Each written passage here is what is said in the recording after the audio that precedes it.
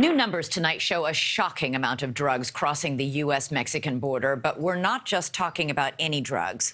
We're talking about fentanyl, a drug 50 times stronger than heroin and 100 times stronger than morphine. Border Patrol in the port of Nogales, Arizona, has seized more than 5 million fentanyl pills since August 1st, and that's just one port of entry. We're going now to our reporter on the scene there. We've got 5 million pills just at Nogales. What percentage are they stopping at the border? I mean, is that half of all the fentanyl pills going through? Is that a third, 1/3, 2/3? Oh, it's so hard to say, and that's what law enforcement has been telling us down here is that it is just so many drugs that are coming through on a consistent basis that no matter how much technology they implement, no matter what they do, they're just really not able to stop the surges that we're seeing down here. And you look at Nogales just over the weekend there, I mean, they had 400,000 fentanyl pills. There were another 132 pounds of methamphetamine out there. There are so many drugs that have been coming across, but it is fentanyl that is the one that has them, without question, the most concerned. And what law enforcement is telling us is that you're seeing much of this fentanyl. Some of it's coming in powder. A lot of it is coming in the form of counterfeit pills.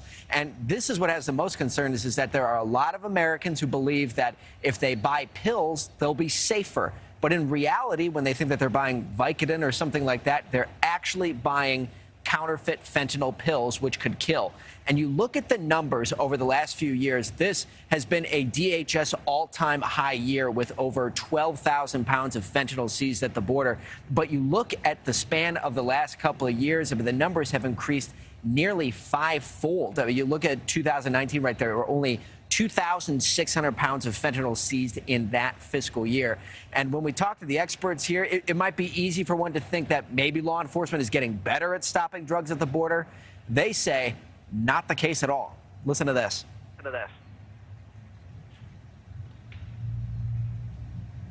Well, it seems as though we don't have that sound. When we have no seizures or very little seizures, that means that the border is being controlled, but that's not the case now. We're experiencing about 3 9/11 attacks a month in our country. And you think about it that way, imagine that's how many people are dying because of these poisonings. You think about that, 3 9/11s a month, over 100,000 drug deaths last year. Fentanyl now the #1 killer of 18 to 45-year-olds in the United States. And enough has been seized here in the state of Texas by Texas state troopers to kill the whole U.S. population.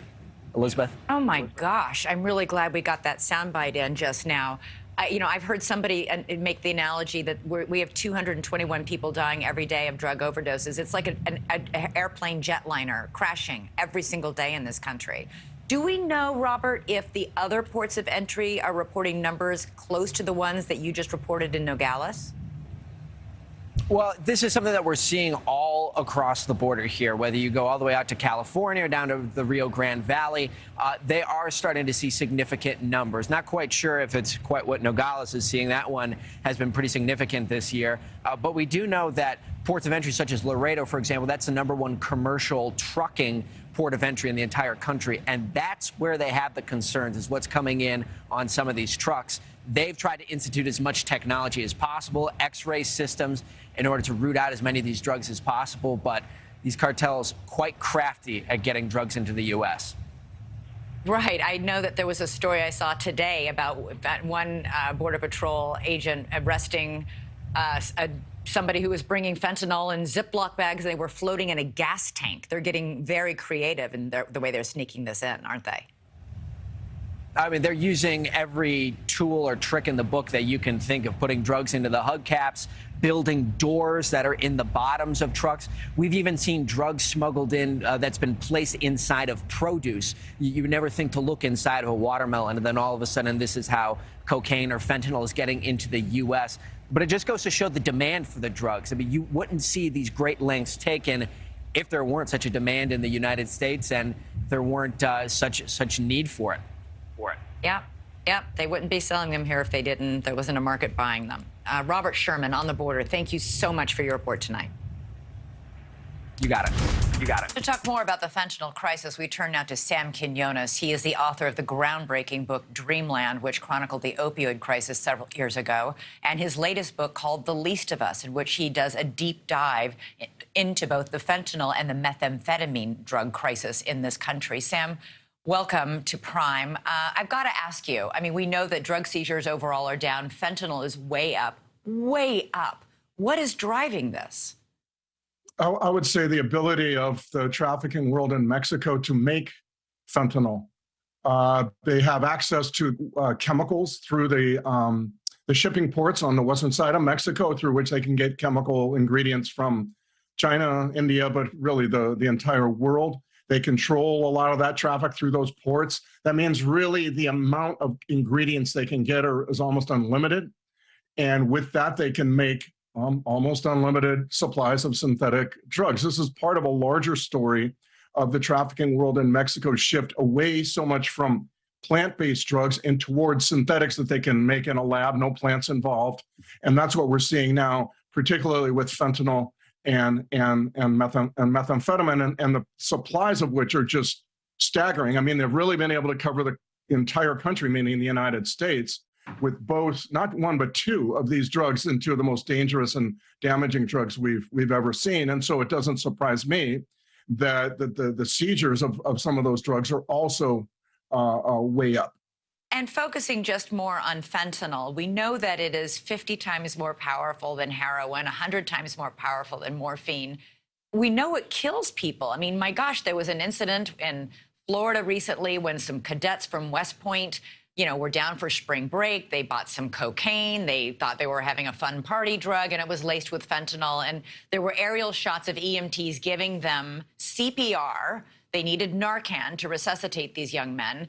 And one of the EMTs got fentanyl poisoning just from conducting CPR. In other words, it is so deadly. Why are the cartels putting it in these drugs? Aren't you killing your customer? Yeah, in some cases you certainly are. I think from their perspective, it is a cheap substitute for heroin. It's intensely addictive. And what's more, once you get someone addicted to fentanyl, unlike heroin, you need to use it every day, all the time. Heroin you can get away with using once, twice, maybe 3 times a day. With fentanyl, because of the nature of the drug, you need to use it all day long. So you're talking about people who are using it 3, 4, 5, 6 times a day. You are risking people dying. But the truth is, the way it's made and the organizations, there's not a lot of concern for that. What you're interested in down there in Mexico, if you're a fentanyl producer, is simply making your stuff and selling it. What happens to it on the streets of the United States, I'm not sure registers at all. Sam, what's the deal with them making, is this a business decision to make these pills look like candy? Because we've had a couple cases now where kids show up at school with a Ziploc bag full of what looks like, you know, colored different candies, and they're actually fentanyl.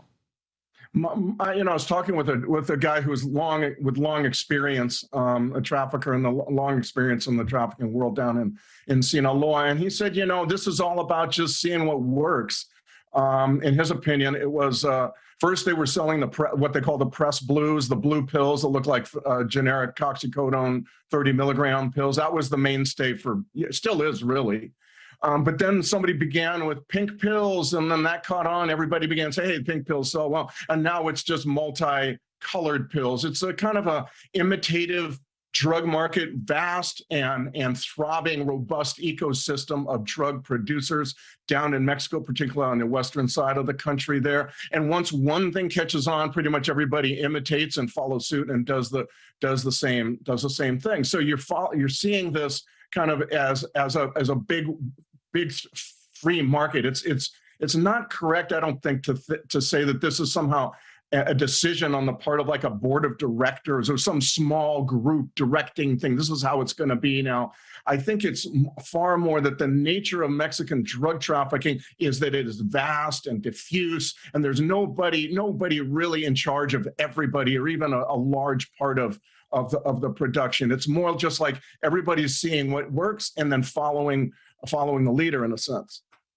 Right. The days of the single, drug cartel leader dominating and calling the shots are over. It's a lot, dozens and dozens and dozens. All right, Sam Quinones, thank you so much for being with us tonight. The book, once again, is called The Least of Us. It's a remarkable study of the fentanyl and methamphetamine crisis in this country. Thank you for watching. Go to newsnationnow.com to find News Nation on your television provider. And don't forget to click the red subscribe button below to get more of News Nation's fact-driven, unbiased coverage.